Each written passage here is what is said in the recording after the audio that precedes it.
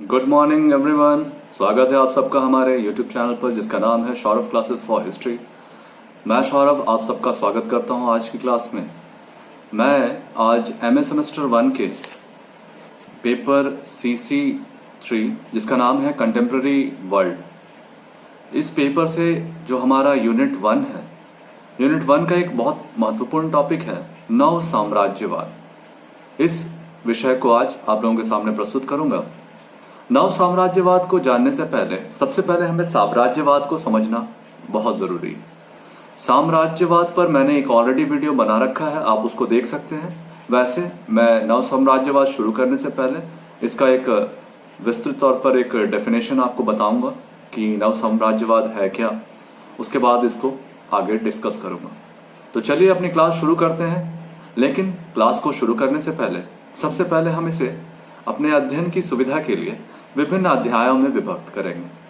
सबसे पहले हम इसका इंट्रोडक्शन, जो इसकी पृष्ठभूमि होगी, उस पर चर्चा करेंगे कि नव साम्राज्यवाद है क्या और इसकी पृष्ठभूमि कैसे बनी। ठीक है।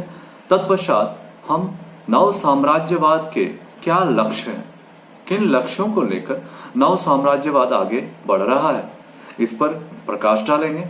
तत्पश्चात हम तीसरे अध्याय में नव साम्राज्यवाद के साधनों पर चर्चा करेंगे और अंततः हमारे चौथे जो अध्याय में होंगे, उस अध्याय में हम इस पूरे नव साम्राज्यवाद विषय का निष्कर्ष निकालेंगे और फिर हम इसका आउटकम, जो हम इस अध्ययन से क्या सीखे या हम अध्ययन से क्या पाए, उसके बारे में थोड़ी बहुत चर्चा करेंगे।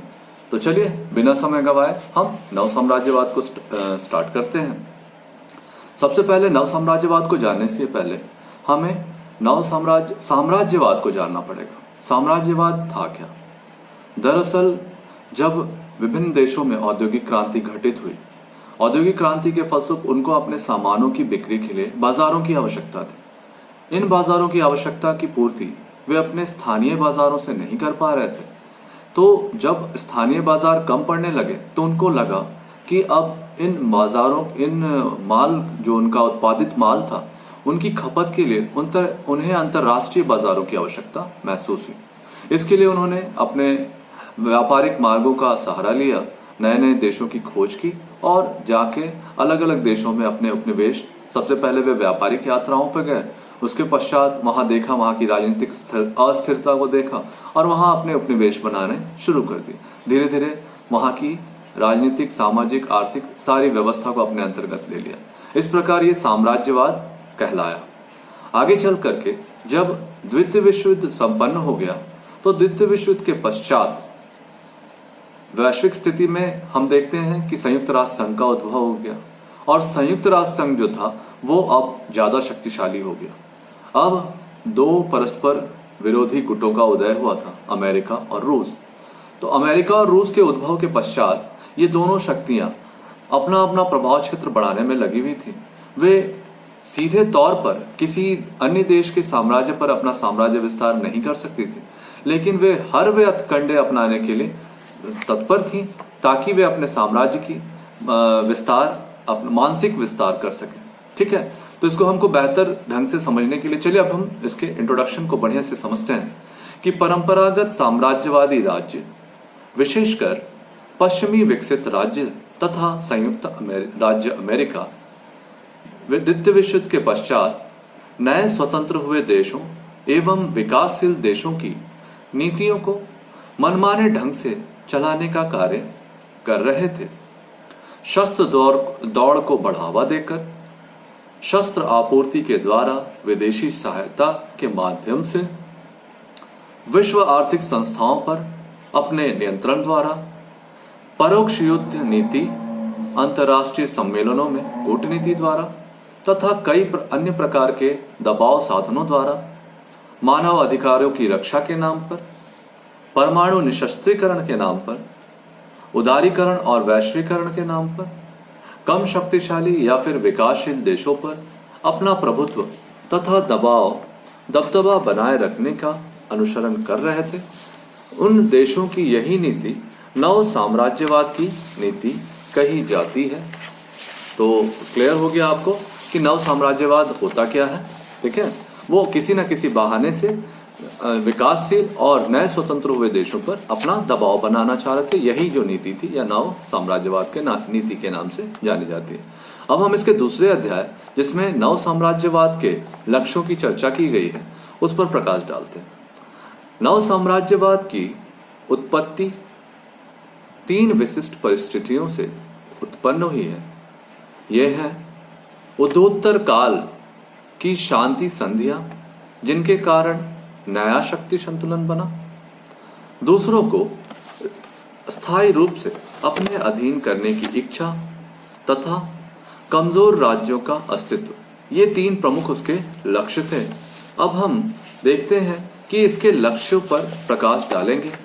ठीक है, तो हमारा जो पहला लक्ष्य है नव साम्राज्यवाद का, वह था स्थानीय प्रभुसत्ता। ठीक है, जिसको हम लोग स्थानीय प्रभुसत्ता कहते हैं। एक साम्राज्यवादी शक्ति जो अपना शासन आसपास के राज्यों पर बढ़ाना चाहती थी का स्थानीय प्रभुत्व एक लक्ष्य होता है।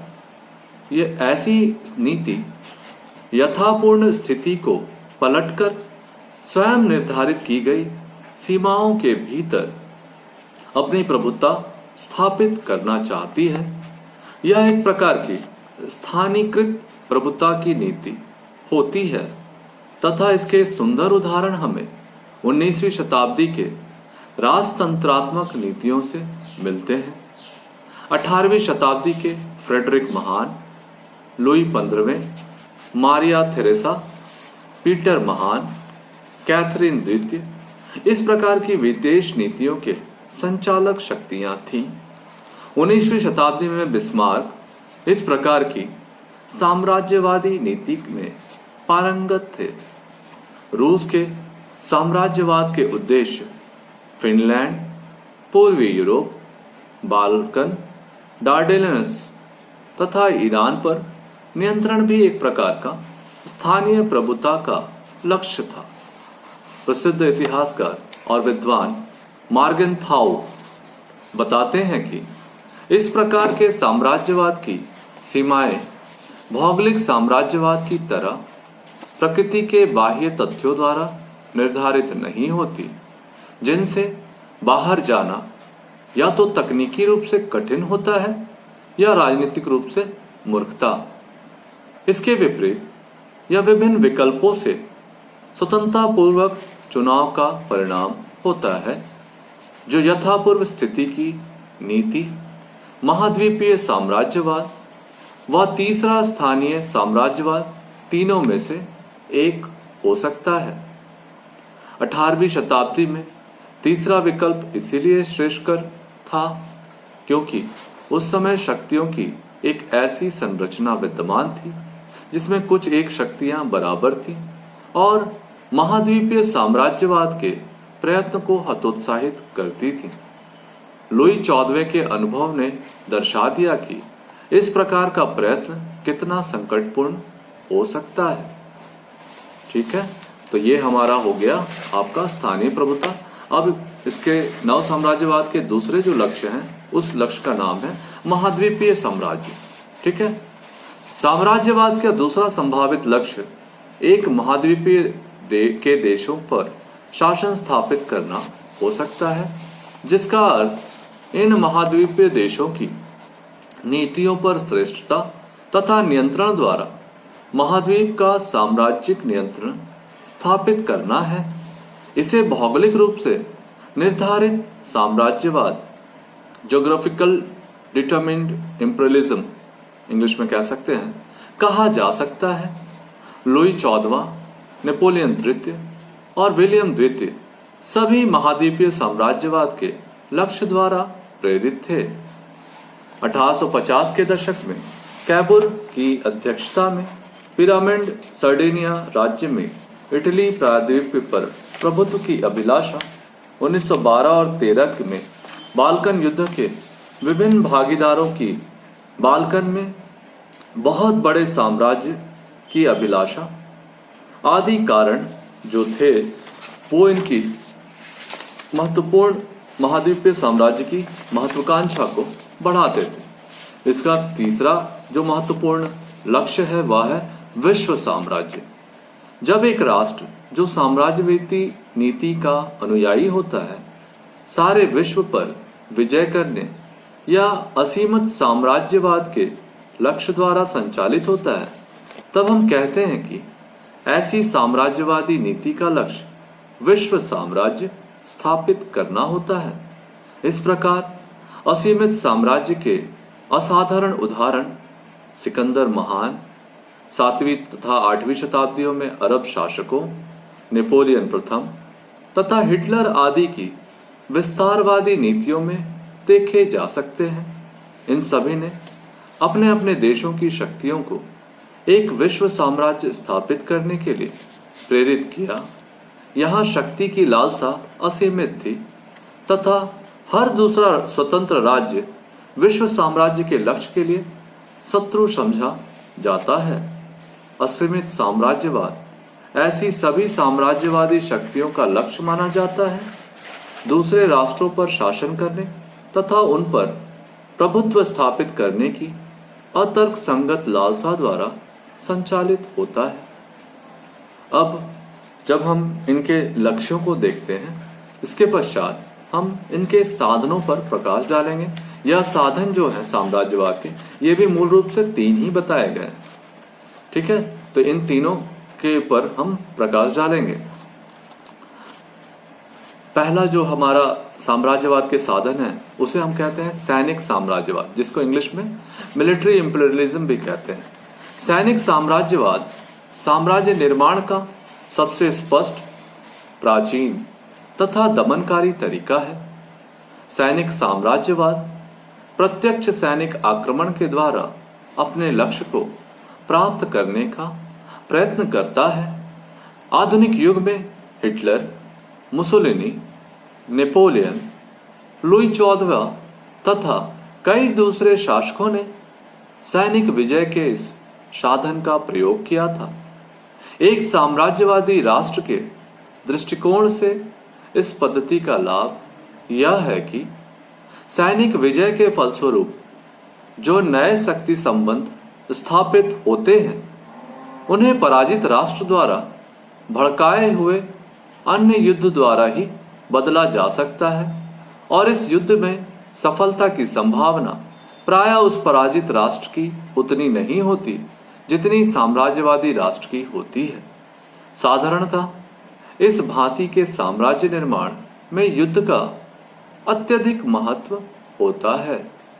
सिकंदर, नेपोलियन एवं हिटलर सभी ने साम्राज्य निर्माण के लिए युद्ध का सहारा लिया। यह ठीक है कि युद्ध से साम्राज्य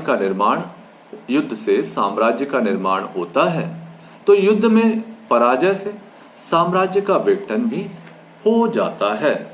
जैसे नाजी जर्मनी ने अपने साम्राज्यवादी लक्ष्यों के लिए युद्ध प्रारंभ किया था, परंतु इस प्रक्रिया से उसने अपनी शक्ति खो दी, यहाँ तक कि वह दूसरी साम्राज्यवादी शक्तियों का स्वयं भी शिकार बन गया। अब हम इसके जो साधन है वह दूसरे साधन पर प्रकाश डालेंगे, जो है हमारा आर्थिक साम्राज्यवाद। कमजोर तथा निर्धन राष्ट्रों पर साम्राज्य स्थापित करने के लिए श्रेष्ठ आर्थिक नीति का शक्ति का प्रयोग करना साम्राज्यवाद का सबसे तर्कगत संगत साधन बताया गया है। मॉर्गनथाउ के शब्दों में आर्थिक साम्राज्यवाद कम क्रूरतापूर्वक और सामान्यतः सैनिक प्रणाली से कम प्रभावकारी है तथा एक तर्कसंगत साधन के रूप में शक्ति प्राप्त करना का एक आधुनिक युग का उत्पादन है। आर्थिक साम्राज्यवाद की नीति की आम विशेषताएं दूसरे राष्ट्रों पर अधिक नियंत्रण स्थापित करना है। आर्थिक साधनों द्वारा साम्राज्यवादी दूसरे राष्ट्रों की वित्त व्यवस्था पर नियंत्रण करती है, जिसके परिणाम स्वरूप नीतियों पर नियंत्रण हो जाता है। उदाहरण के लिए मध्य अमेरिकी गणतंत्र सभी प्रभुता संपन्न राज्य हैं, परंतु बहुत सीमा तक उनका आर्थिक जीवन संयुक्त राज्य अमेरिका से आयात पर निर्भर करता है। इससे संयुक्त राज्य अमेरिका द्वारा इन देशों पर नियंत्रण संभव हो जाता है।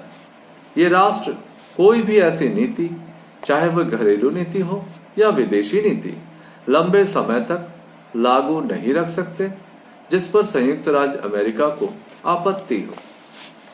आर्थिक साम्राज्य आज के इस मशीनी और पूंजीवादी विस्तार के युग के अनुरूप ही है। इसका आधुनिक विलक्षण उदाहरण डॉलर साम्राज्यवाद, जिसे हम डॉलर इंपेरियलिज्म भी कहते हैं, तेल कूटनीति जिसे हम ऑयल डिप्लोमेसी भी कहते हैं, आर्थिक साम्राज्यवाद के ही एक प्रकार कह सकते हैं। विदेशी निवेश, आर्थिक सहायता, ऋण, बहुराष्ट्रीय निगम, व्यापार तथा तकनीकी एकाधिकार और दूसरे ऐसे साधनों द्वारा धनी तथा शक्तिशाली राष्ट्र एशिया, अफ्रीका तथा लैटिन अमेरिका, जिन्हें आम भाषा में तीसरा विश्व कहा जाता है, के निर्धन राष्ट्रों पर आर्थिक साम्राज्यवाद ही लागू कर रहे हैं। ये राष्ट्र जो आर्थिक सहायता तथा ऋण अविकसित राष्ट्रों को दे रहे हैं, उनके पीछे उनका वास्तविक उद्देश्य उनकी अर्थव्यवस्था को नियंत्रित करना तथा परिणाम स्वरूप उनकी आंतरिक तथा वैदेशिक नीतियों पर नियंत्रण करना होता है। अविकसित राष्ट्र राजनीतिक रूप से स्वतंत्र और कानूनी तौर पर पूर्ण प्रभुता संपन्न राज्य हैं, परंतु आर्थिक रूप से राज्य आज भी धनी विकसित राज्यों पर, जो परंपरागत साम्राज्यवादी शक्तियां थीं, पर निर्भर करते हैं। इस राजनीतिक रूप से स्वतंत्र तथा आर्थिक रूप से निर्भरता की स्थिति को नव साम्राज्यवाद या नव उपनिवेशवाद का नाम दिया जाता है। आर्थिक साम्राज्यवाद नव साम्राज्यवाद का मुख्य उपकरण बताया गया है। अब हम इसके तीसरे महत्वपूर्ण साधन पर प्रकाश डालते हैं, जो है सांस्कृतिक साम्राज्यवाद, जिसे हम कल्चरल इंपीरियलिज्म भी कहते हैं। सैनिक साम्राज्यवाद शक्ति साधनों को सैनिक विजय द्वारा उलट पुलट कर रख देता है तथा आर्थिक साम्राज्यवाद इसकी प्राप्ति आर्थिक नियंत्रण द्वारा करता है। सांस्कृतिक साम्राज्यवाद यथापूर्व स्थिति को बदलने का प्रयत्न करता है तथा शक्ति संबंधों को मानव के मस्तिष्क पर नियंत्रण के द्वारा उलटने का प्रयत्न करता है। इसका उद्देश्य अपनी संस्कृति की श्रेष्ठता, विचारधारा तथा साम्राज्यवादी शक्ति की जीवन शैली से दूसरे राष्ट्र के व्यक्तियों के मस्तिष्क पर नियंत्रण करना होता है। सांस्कृतिक साम्राज्यवाद साम्राज्यवादी शक्ति की संस्कृति तथा विचारधारा की श्रेष्ठता के प्रतिपादन तथा प्रचार द्वारा दूसरों को प्रभावित करके राज्य की शक्ति को मनोवैज्ञानिक साधन द्वारा विस्तृत करने का एक विलक्षण तथा सूक्ष्म साधन है। साम्राज्यवाद के इस साधन में न तो सैनिक शक्ति का प्रयोग होता है, न आर्थिक दबाव का, परंतु साम्राज्यवाद के लक्ष्यों को प्राप्ति का यह सबसे अधिक प्रभावशाली तथा स्थायी सफल साधन माना जाता है। इस संबंध में मार्गन्थाउ का कहना है कि सांस्कृतिक साम्राज्यवाद सबसे अधिक सूक्ष्म तथा अगर इनको अपने आप में ही सफल नहीं होना है तो साम्राज्यवादी नीतियों में सबसे अधिक सफल नीति है। सांस्कृतिक नियंत्रण समाज के उस वर्ग पर होता है जो उस देश का शासन एवं नीति निर्माता वर्ग होते हैं। साधारणतः सांस्कृतिक साम्राज्यवाद सैनिक अथवा आर्थिक साम्राज्यवाद के सहायक के रूप में होता है। इसका एक प्रमुख उदाहरण पांचवी पंक्ति, जिसका प्रयोग द्वितीय विश्व युद्ध के पूर्व ऑस्ट्रिया में किया गया, जबकि वहां नाजीवादी सरकार ने जर्मन फौजों को देश पर कब्जा करने के लिए आमंत्रित किया। नाजियों की पांचवी पंक्ति में फ्रांस और नॉर्वे में भी सफलता प्राप्त की, क्योंकि वहां की सरकार के भीतर और बाहर अनेक प्रभावशाली नागरिक देशद्रोही बन गए। वे नाजी दर्शन और उसके अंतर्राष्ट्रीय लक्ष्यों के अनुयायी हो गए। मॉर्गनथाउ ने 1917 के बाद संसार के विभिन्न देशों में साम्यवादी विचारधारा के प्रसार को सांस्कृतिक साम्राज्यवाद की अभिव्यक्ति माना है। संयुक्त राज्य अमेरिका जब एशिया और अफ्रीका के देशों में अपने साहित्य का विशाल मात्रा में प्रचार करता है, तो उसका मुख्य ध्येय सांस्कृतिक साम्राज्यवाद का प्रसार होता है।